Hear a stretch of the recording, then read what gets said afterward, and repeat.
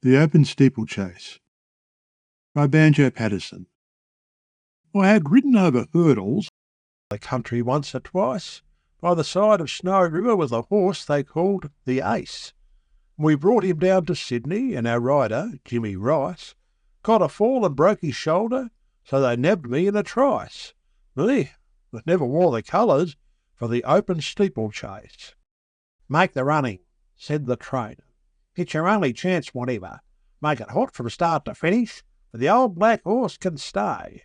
And just think of how they'll take it when they hear on Snowy River that the country boy was plucky and the country horse was clever. You must ride for old Monaro and the mountain boys today." "Are you ready?" said the starter, as we held the horses back, all a-blazing with impatience, with excitement all aglow.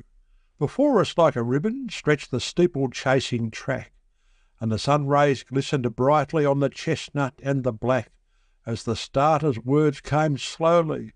"Are you ready? Go!" Well, I hardly knew we'd started. I was stupid-like with wonder, till the field closed up beside me, and a jump appeared ahead, and we flew it like a hurdle, not a balk and not a blunder, as we charged it all together, and it fairly whistled under, and then some were pulled behind me, and a few shot out and led. So we ran for half the distance, and I'm making no pretences when I tell you I was feeling very nervous-like and queer, for those jockeys rode like demons. You would think they'd lost their senses if you saw them rush their horses at those rasping 5-foot fences, and in place of making running, I was falling to the rear. Till a chap came racing past me on a horse they called the Quiver, and said he, "My country joker, are you going to give it best? Are you frightened of the fences? Does their stoutness make you shiver? Have they come to breeding cowards by the side of Snowy River? Are there riders on Monaro?"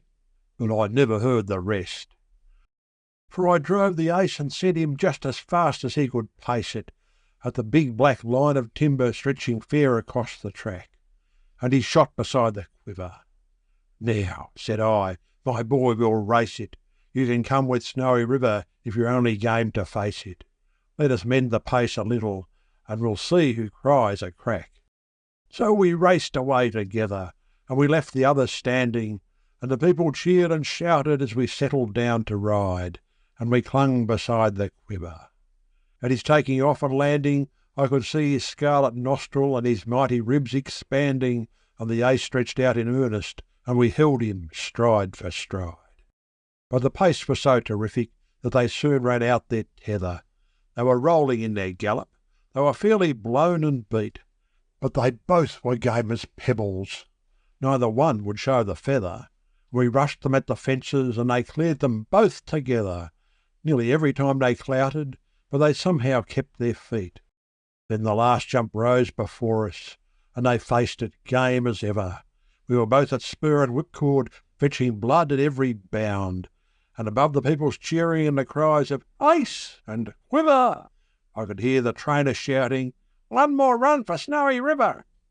Then we struck the jump together and came smashing to the ground. Well, the Quiver ran to blazes, but the Ace stood still and waited like a statue while I scrambled on his back.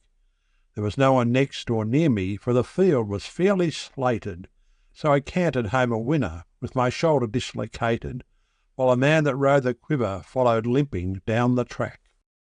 And he shook my hand and told me that in all his days he never met a man who rode more gamely, and our last set to was prime. And we wired them on Monaro how we chanced to meet the Quiver, and they sent us back an answer. "Good old sort from Snowy River. Send us word each time you start in, and we'll back you every time."